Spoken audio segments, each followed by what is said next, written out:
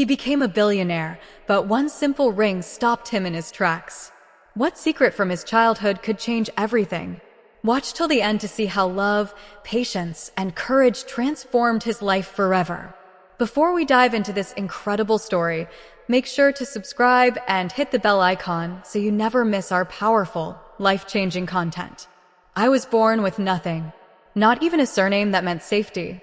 Cold floors remember my knees. Empty bowls remember my hunger. I learned early that silence can be louder than screams.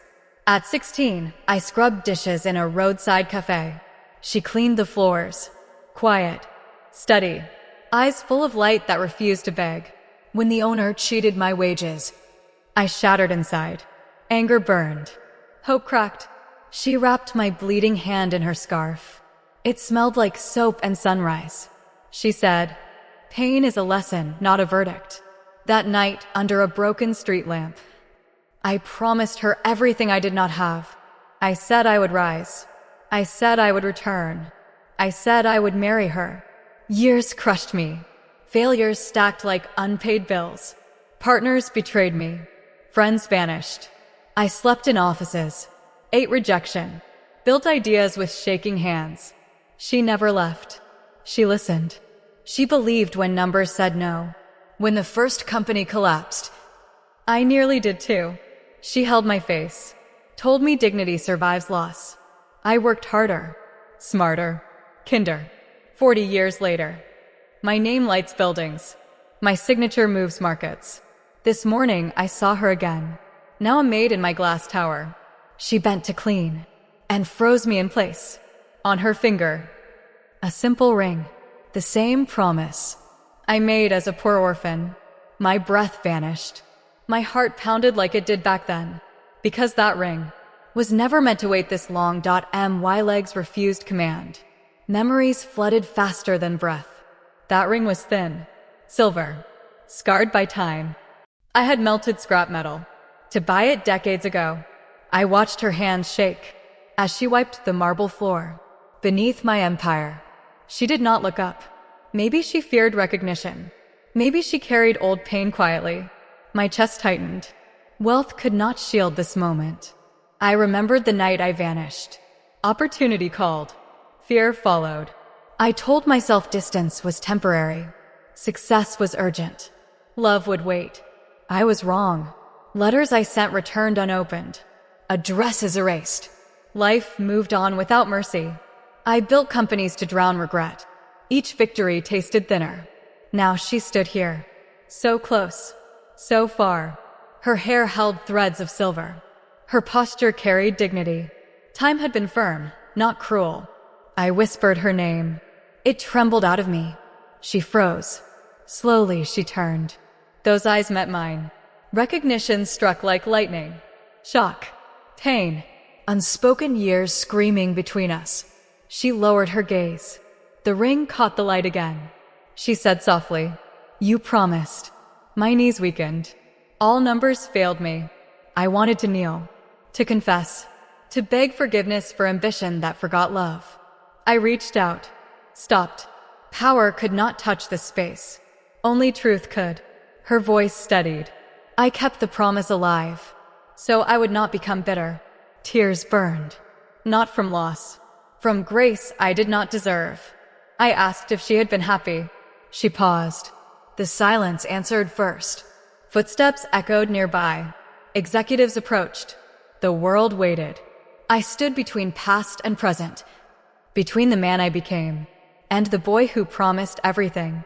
My hand hovered inches from hers, the ring shining like a final question. As I felt the weight of the next choice begin to press into my chest, the room felt smaller, air thick with unspoken years. Her fingers trembled. Yet she did not step back. I dismissed the executives with a glance. Power obeyed. My heart did not. I told her my name meant nothing today. That money was noise. That regret had followed me into every victory. She listened without interruption. That was always her strength. I confess the night I chose ambition over love. How fear dressed itself as duty. How success became my hiding place. My voice cracked.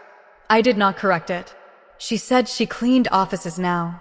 because work kept her honest, because pride could still survive service. She said she never waited for me.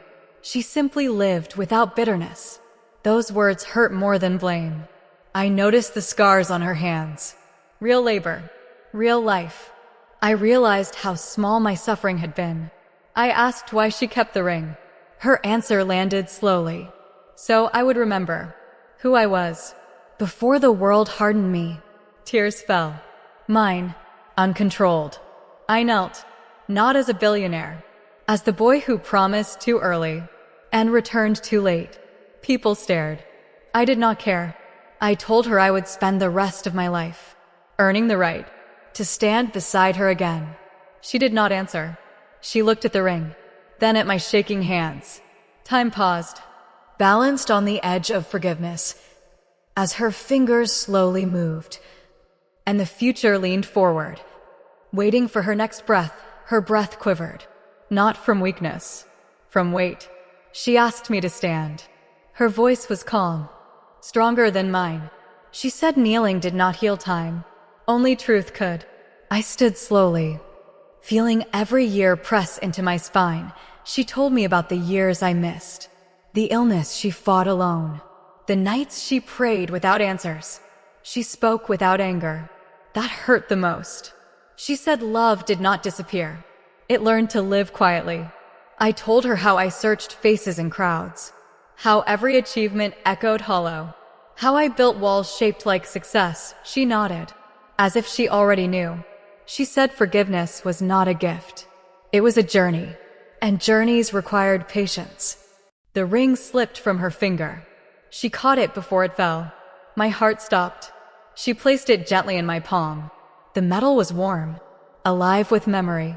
She said promises grow heavier with time, but they also grow truer. I closed my hand around it, not claiming, protecting. She asked me a question that cut deeper than rejection. Who are you? When no one is watching. The room faded. Titles vanished. Only that question remained. I opened my mouth, ready to answer honestly, for the first time in my life. As footsteps returned, doors opened, and the world began to lean in again, waiting to see which man would speak next. I swallowed the name I usually gave myself. Founder, chairman, visionary. None of them belonged here. I told her I was still learning how to be brave without applause, how to choose people over power. My voice steadied as truth settled in. I said I was a man who once confused escape with success, who ran from hunger and left love waiting in the cold. She watched my face, as if reading a letter long overdue. She said the hardest work was not building wealth, but unlearning fear. The ring rested between us, a circle with no end, a mirror of time. I asked if she ever hated me. The question shook. She said hate demands energy. She chose survival instead. That answer broke something open. I told her my empire was empty, without someone to share silence with. That nights were loud, even in penthouses. She looked around the tower. Glass, steel, distance. She said homes are built where someone stays. I offered her more than apology. I offered patience, presence, years, not promises. She did not accept. She did not refuse. She asked me to walk with her through the building. No guards, no titles. As we moved, employees froze. Whispers followed. She spoke about dignity, about work that feeds the soul, about forgiveness that grows slowly. I listened like a student. We stopped at a window, overlooking the city that once rejected me. Sunlight cut through clouds. She said life had brought us back, not to erase pain, but to decide who we would be now. Her hand brushed mine, not holding, not pulling away, just there. And in that fragile space, with the city breathing below us, I felt the next choice, rising again, waiting to be made. The city hummed beneath the glass. Cars flowed like restless thoughts. I remembered sleeping under bridges that smelled of rain and rust. I remembered promising myself I would never feel small again. Now I felt small, and it felt honest. She told me she never chased success. She chased peace. Some days she found it. Some days she worked through it. I asked if peace ever missed me. She smiled, faint and careful. She said peace waits for those who stop running. We walked past offices where young men argued over numbers. I saw myself in their hunger. She said ambition is sharp. It cuts forward. It also cuts back. I admitted I was tired. Not of work, of armor. She said armor keeps wounds alive. We stopped near the service elevator. Her world. My blind spot. She told me how people spoke to her without seeing her. How humility teaches listening. I felt shame burn clean. I told her I wanted to change things. Not policies. Lives. She studied me, the way time studies intention. She asked if I could accept being unfinished. I nodded, slowly. She said trust returns on foot, never in a car. The ring pressed against my palm. Heavy, patient. I asked if I could keep it, until I learned how to deserve it. She did not answer right away. The elevator doors opened. Lights spilled out. She stepped inside, then paused, turning just enough for me to see the past and the possibility in the same breath. As her hand lifted slightly, hovering between letting go and reaching back, and my heart leaned forward again, waiting for what would come next. The doors waited, silent, unjudging. She looked at the ring in my hand, then at my eyes. She said time had taught her that love without safety becomes another kind of hunger. I told her I would learn safety, not through control, through consistency. Her gaze softened, not yielding, just listening. She said she believed effort, more than words, patterns more than apologies. I told her my calendar was empty, where it mattered most, that I could make space and protect it. She asked if I could fail without disappearing. The question struck deep. I said I was learning to stay visible in weakness, to remain when pride begged escape.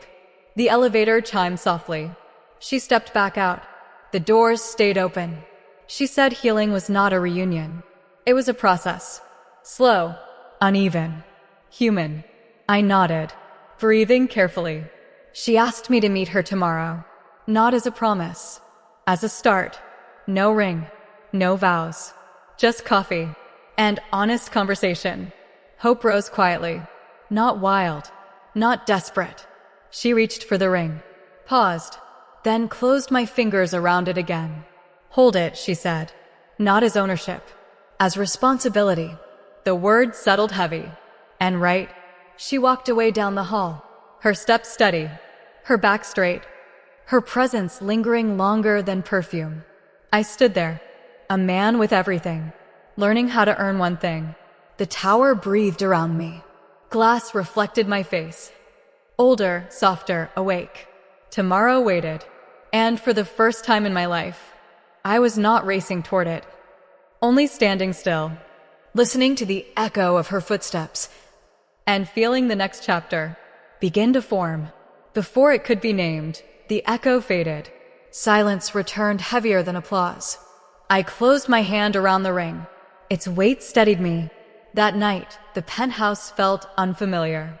Too clean, too quiet. I removed my jacket, sat on the floor, let the city lights flicker without meaning. I thought of coffee, of tomorrow, of showing up without armor. Sleep came slowly. Dreams did not. Morning arrived pale and honest. I chose a simple coat, no driver. The cafe smelled of roasted beans and rain. She was already there. No uniform, just herself. She looked up, not surprised, not afraid. We spoke of small things first. Weather, work, then silence widened. She asked what I wanted now, not someday. Now. I said I wanted to learn how to listen, without fixing, to stay present when stories grew heavy. She nodded once. She told me trust rebuilds, like muscle after injury. Slow resistance, careful strain. I offered to walk her home. She agreed. The streets remembered us differently. Older, wiser. We passed a jewelry shop. Light spilled onto the sidewalk. She stopped, did not look inside. She said rings are circles. They return questions. My heart answered too fast. I slowed it down. I said I was no longer chasing endings, only beginnings done well. She studied my face, as if measuring time again. Her hand brushed my sleeve. Brief, intentional. She said tomorrow mattered, more than yesterday. As we reached her door, keys paused in her hand. She turned slightly, eyes searching mine, and asked one quiet question that carried years inside it. A question I knew would decide everything. That followed next. Her question did not rush me. It waited. Can you choose me? On days when I am ordinary, the word landed softly. Ordinary. The space where love either survives or leaves. I remembered chasing extraordinary. Numbers. Headlines. Rooms that applauded and forgot. I told her ordinary scared me once, because it could not hide emptiness. She listened. Still. Open. I said I wanted mornings without escape plans. Arguments that did not end in silence. Evenings where success did not sit at the table. Her eyes reflected streetlight and caution. She said love is built when no one is impressed. I nodded, feeling the truth carve deeper. I told her I could stay when boredom arrived, when flaws repeated, when the past knocked loudly. She asked how I would prove it. I said by showing up after mistakes, by answering calls I wanted to avoid, by letting discomfort teach me. She unlocked the door slowly, not inviting, not closing. She said healing does not hurry, it observes. I told her I would move at her pace, even if it humbled me. She stepped inside, turned back once more. She asked if I understood that loving her now meant loving the years without me too. My chest tightened. I said yes. She held my gaze. Long. Testing. The door remained open. Light spilled across my shoes. I stood there, not stepping forward, not stepping away, aware that restraint was the first proof, and that the next moment would not be announced, only felt. As time leaned closer again, quietly preparing to see whether I had truly learned how to stay. I stayed where I was, hands open, breathing even. She noticed. That mattered. Minutes passed, or maybe years softened into seconds. She said restraint was rare, especially in powerful men. I answered that power had cost me everything gentle once. She stepped closer, close enough for truth to feel warm. She spoke of evenings alone, of birthdays without candles, of learning strength without witnesses. Each word landed carefully, not as blame, as fact. I listened without defense. Let silence carry what excuses never could. She said she forgave me long ago, but forgiveness did not rebuild trust. Trust needed time, patterns, witness change. I told her I would invite her into decisions I once made alone, that I would let life be shared, not managed. Her shoulders eased slightly. She said she did not need saving. She needed partnership. I smiled, not wide, not proud, just real. She asked about children. Legacy. The future I once obsessed over. I said legacy was now measured in dinners kept and promises honored quietly. The ring warmed in my palm. Still not placed. Still waiting. She reached out, touched my wrist briefly. Electric. Contained. She said tomorrow we would meet again. And the day after that, if consistency appeared. I agreed.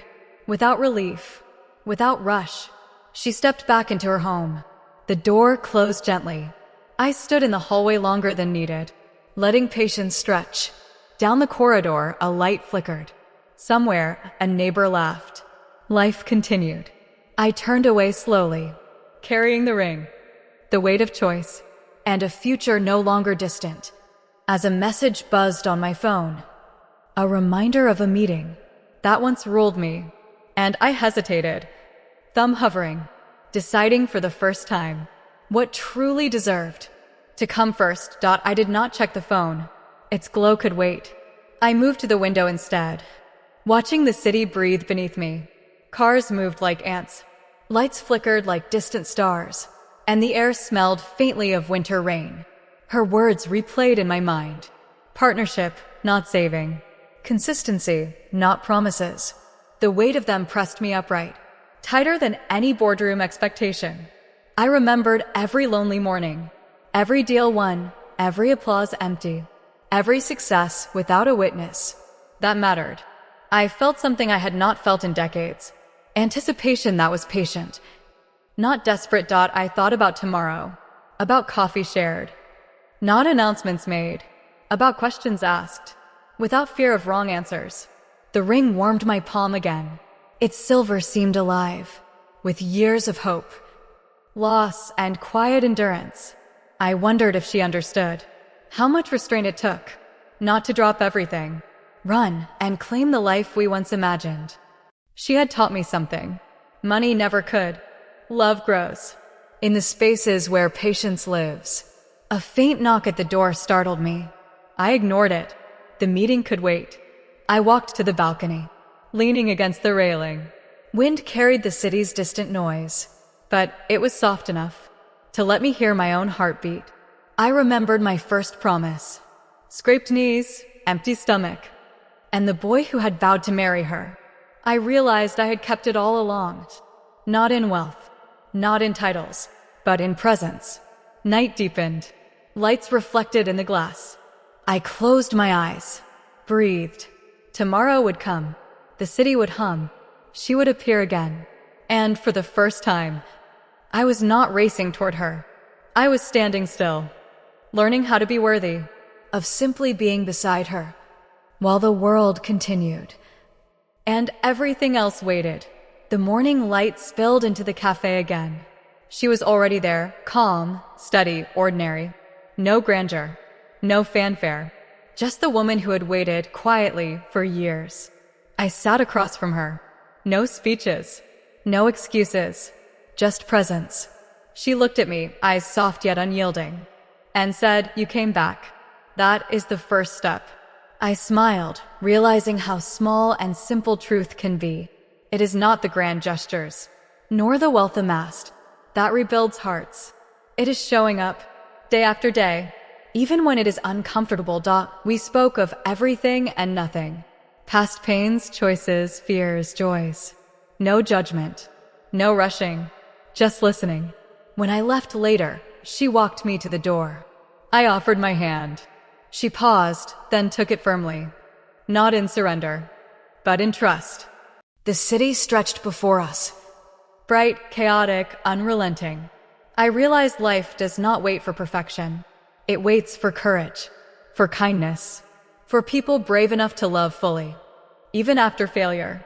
I slipped the ring onto her finger, not as a possession, but as a promise reborn, to remain present, to honor patience, to cherish ordinary moments, because they build extraordinary love. I understood then that wealth is not measured in numbers, but in loyalty, forgiveness, and steadfast hearts. And that the greatest victories are not won on balance sheets, but in the quiet spaces where humanity, love, and integrity meet. I left the cafe, hand in hand with her, aware that life's true power is not in what we accumulate, but in the people we choose to stand beside. And in that choice lies the only real fortune. Moral: true success is measured not by wealth, but by integrity, patience, love, and the courage to return to what truly matters. Thank you for listening to this heartfelt story. If it moved you, share it, comment below, and let someone know you are never alone.